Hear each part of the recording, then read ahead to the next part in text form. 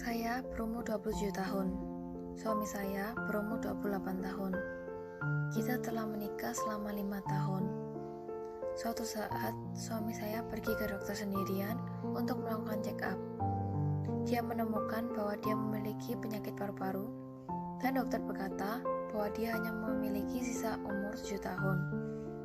Penyakit paru-paru ini disebabkan oleh autoimun. Dan setelah dia mengetahui itu, dia berhenti merokok karena dokter berkata bahwa dia dapat hidup lebih lama jika berhenti merokok.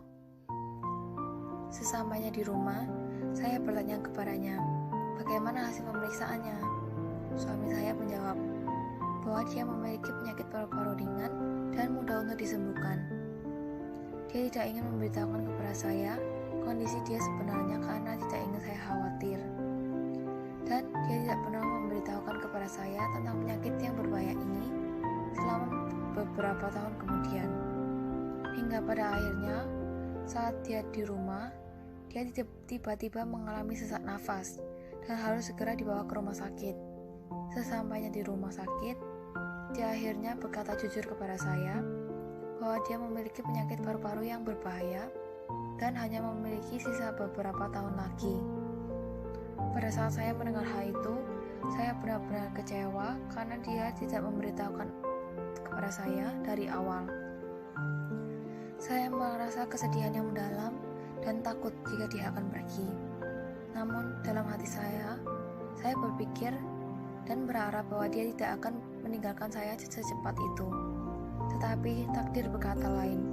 Beberapa hari kemudian penyakit dia semakin parah dan dia mengalami masa kritis sehingga dokter berkata bahwa dia tidak akan bertahan lama.